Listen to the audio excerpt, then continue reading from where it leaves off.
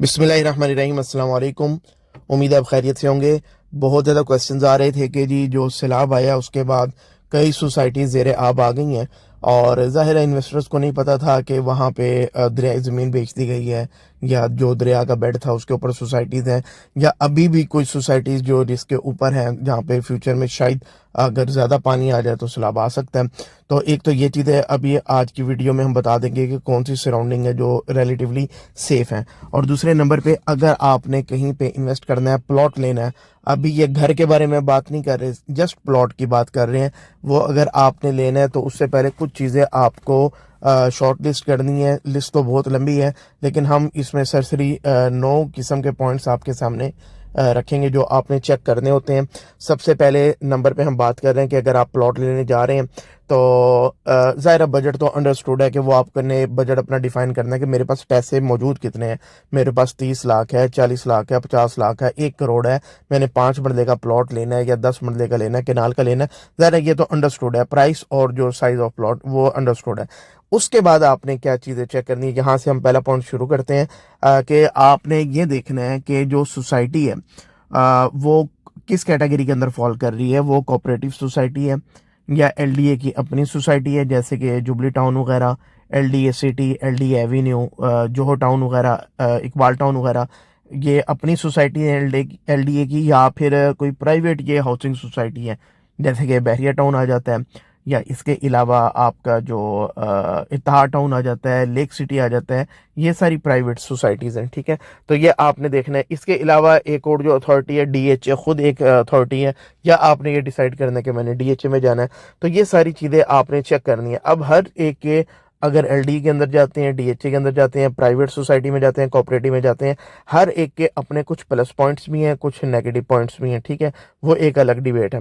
अच्छा जी, सबसे पहले आपने ये शॉर्ट लिस्ट करना है कि मैंने किस कैटेगरी के अंदर जाना है। दूसरे नंबर पे आपने अपने बजट के अकॉर्डिंग देखना है कि जी मुझे बेस्ट जो लोकेशन है ना वो चाहिए।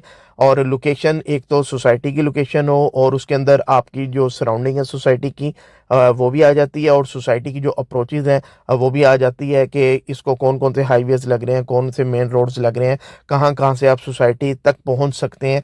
तो ये सारी चीज़ें बहुत ज़्यादा इंपॉर्टेंट है। और जब हम सराउंडिंग की बात कर रहे हैं तो ज़ाहिर है उसके अंदर कोई कोई यूनिवर्सिटीज़ वगैरह भी आ जाती हैं जो उसके जो लोकेशन है उसको आउटस्टैंडिंग कर रही होती हैं। कोई बड़े कमर्शियल हब्स भी आ जाते हैं, कोई रिंग रोड वगैरह इस तरह की चीज़ भी आ जाती है, कोई मोटर भी आ जाती है, ठीक है। ये सराउंडिंग के अंदर ये सारी चीज़ें उसकी लोकेशन को डिफाइन कर रही होती है। या कोई इस तरह का कोई इकोनॉमिक हब उसके सराउंडिंग में आ जाए, कोई एजुकेशनल हब उसके सराउंडिंग में आ जाए, ये जो है ना ये सारी चीज़ें उसकी लोकेशन डिफाइन कर रही होती हैं। तो ये चीज़ें आपने चेक करनी है। तीसरे नंबर पे आपने जो सेफ्टी पॉइंट ऑफ व्यू से देखना है कि क्या सोसाइटी सेफ़ है। और सेफ्टी के अंदर सबसे पहले यही है आजकल जो मेन कंसर्न है कि भाई सैलाब तो नहीं आ जाएगा सोसाइटी के अंदर, वो अभी हम एंड पे बात भी कर लेते हैं। तो इसी तरह एक तो ये सेफ्टी है, दूसरा एक जो लीगल चेक है आपने वो भी देखना है कि लीगली ये सोसाइटी अप्रूव है या नहीं है, इलीगल है या इन प्रोसेस में है। ये सारी चीज़ें आपने चेक करनी है। अगर इन प्रोसेस में है तो फिर तो इतना इशू नहीं है, वो तो आगे 2-3 साल के अंदर ये चीज़ें रिजॉल्व हो जाएंगी।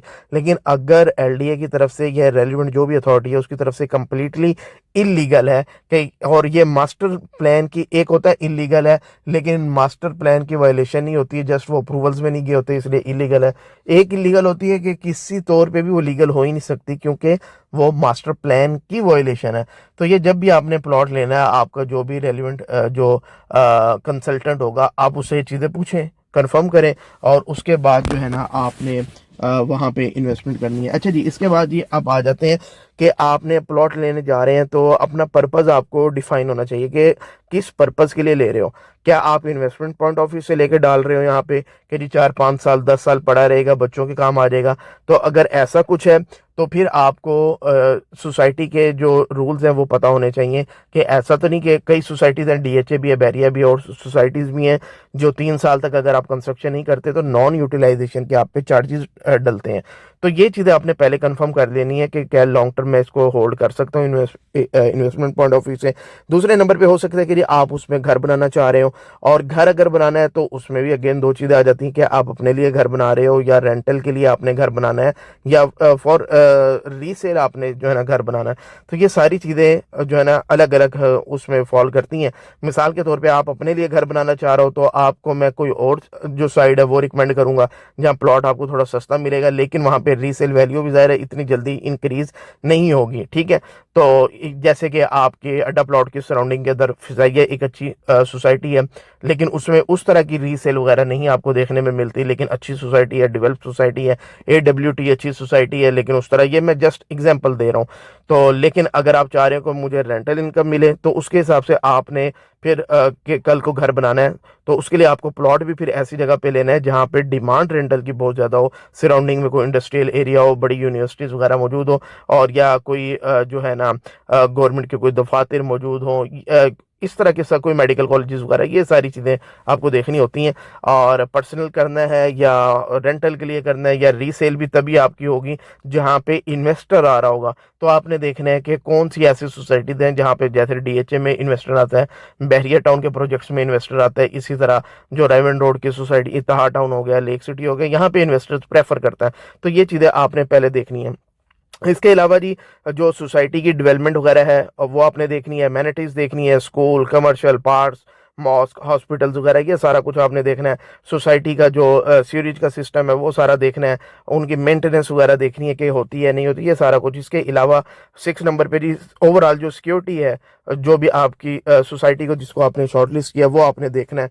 7वें नंबर पे भी आपने जो इलेक्ट्रिसिटी का ज़रूर देखना है कि क्या ये लेस्को की इलेक्ट्रिसिटी दे रहे हैं या अपना बैकअप इन्होंने किया हुआ है वो देते हैं, और ये कौन से चार्जेस आपसे लेते हैं, लेस्को वाले लेते हैं या आपसे अपने चार्जेस ही पर यूनिट चार्ज कर रहे हैं, वो सारा आपने कंपैरिजन करना है। और अक्सर मैंने देखा है कि कोऑपरेटिव सोसाइटीज़ का मेरा बड़ा ही वर्स्ट एक्सपीरियंस लाहौर का रहा है कि जहाँ पे लेस्को का बिल आते हैं लेकिन बिजली के रेट कम होते हैं लेकिन बिल ज़्यादा आते हैं। जबकि मैंने एक प्राइवेट सोसाइटी को एक्सरसाइज किया है, वहाँ पे ये है कि जी रेट 20 रुपये पर यूनिट ज़्यादा मुझे चार्ज हो रहा है लेकिन बिल मेरा उससे कम आ रहा है। अब मुझे पता लगा कि वो चोरी के यूनिट उस सोसाइटी में मुझे डालते रहे जो कोऑपरेटिव सोसाइटी थी। ये सारी चीज़ें आपने देखनी है और देखना है कि जी बिजली जाती तो नहीं है, पावर बैकअप है नहीं है, ये सारा कुछ आपने देखना होता है।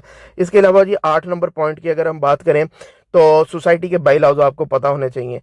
मिसाल के तौर पे कई सोसाइटी थी 5 मरले पे 2 स्टोरी से ऊपर अलाउ नहीं करती, बात 3 अलाउ कर रही होती हैं।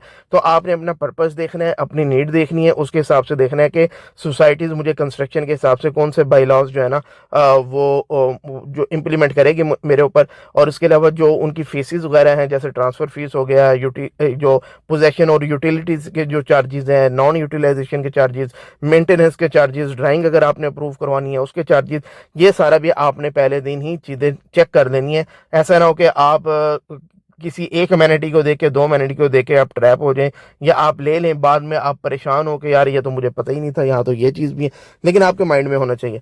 इसके अलावा आपने 9वें नंबर पे जी जो ट्रेंड आपने देखना है जो इन्वेस्टमेंट का कहाँ पे हो रहा है, यानी कि इन्वेस्टर्स कहाँ पे इन्वेस्टमेंट कर रहे हैं, आपने उस जगह पे इन्वेस्टमेंट करनी है।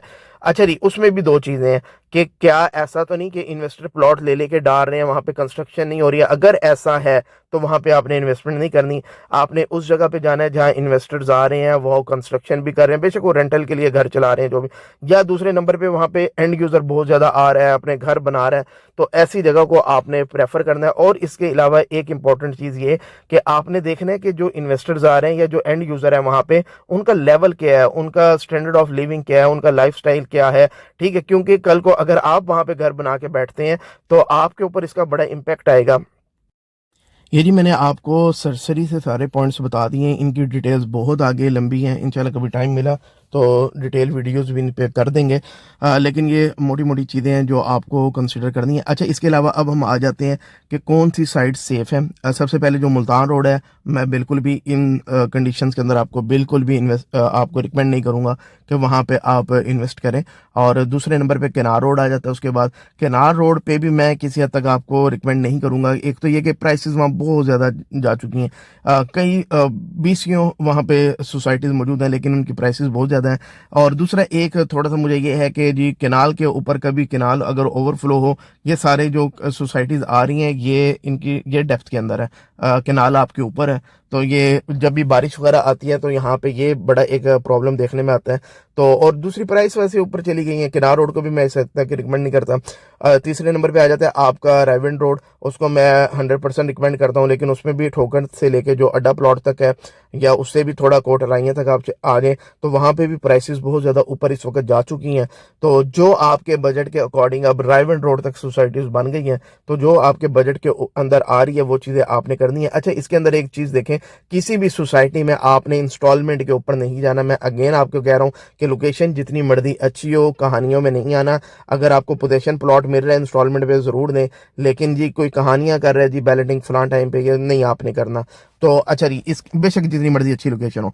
अच्छा, इसके अलावा फिरोजपुर रोड एक अच्छी ऑप्शन है, बड़ी वहाँ पे दसियों सोसाइटीज़ हैं, लेकिन अगेन वही चीज़ें जो मैंने ऊपर सारी बता दी हैं, वो सारी चीज़ें आपने देखनी है, चेकलिस्ट सामने रखनी है, अपना बजट सामने रखना है, कितने मर्दे का चाहिए, किस पर्पज़ के लिए चाहिए, फिर आपने चीज़ें डिफाइन करनी है, फिर उसके बाद आपने प्लॉट लेना है। और ये सारी वीडियो थी प्लॉट के हवाले से। इंशाल्लाह एक हम अलहदा व्लॉग करेंगे जिसमें हम घरों के हवाले से बताएंगे कि अगर आपके पास प्लॉट मौजूद है, घर बनाना है तो कहाँ पे बनाना चाहिए, या प्लॉट लेके घर बनाना है तो कौन सी अच्छी सोसाइटीज़ हैं, या इसके अलावा फॉर सेल अगर आपने बनाना है तो वो कहाँ पे करना चाहिए, डीएचए में करें, बैरिया में करें या किसी और साइड में करें, और प्रॉफिट कितना आपको 10 मरले का बनाते हैं, 5 का बनाते हैं, कैनाल का बनाते हैं, कितना मिल सकता है। अच्छा, इसके अलावा इन्वेस्टर ग्रुप का लिंक आ रहा है, उसको लाजमी ज्वाइन कीजिएगा, कमेंट करके बताइएगा। Thank you very much.